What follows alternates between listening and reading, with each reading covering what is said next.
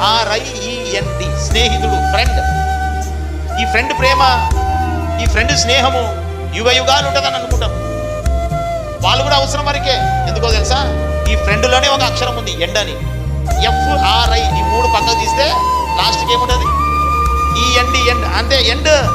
ఏదో ఒక రోజు సమాప్తము, ఫుల్ స్టాప్, ఎండ్, సమాప్తము. ఫ్రెండ్ కూడా మనం అనుకుంటున్నాము చిన్నగా ఉన్నప్పటి నుంచి, నిక్కరేసుకున్నప్పటి నుంచి నా స్నేహితుడు వీడు అని చెప్పి పట్టుకొని ఉరుకుంటే తిరుగుతుంది. నా స్నేహితుడు, నా స్నేహితుడు, నా స్నేహితుడు అని.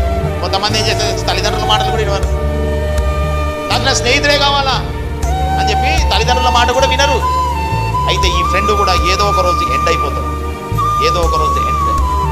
శాశ్వతమైన ప్రేమ ఏ ప్రేమ ఉంది తెలుసా? అది క్రీస్తు యేసు ప్రేమనే. ఈ లోకములో స్త్రీ వ్యామోహంలో పడిన ఆ ప్రేమ ఏదో ఒక రోజు ఎండ్. స్నేహితుల ప్రేమ ఎండ్. కానీ యేసయ్య ప్రేమ అది ఎప్పుడు కూడా పర్మనెంట్, అది కొనసాగుతూనే ఉంటుంది. శాశ్వతమైన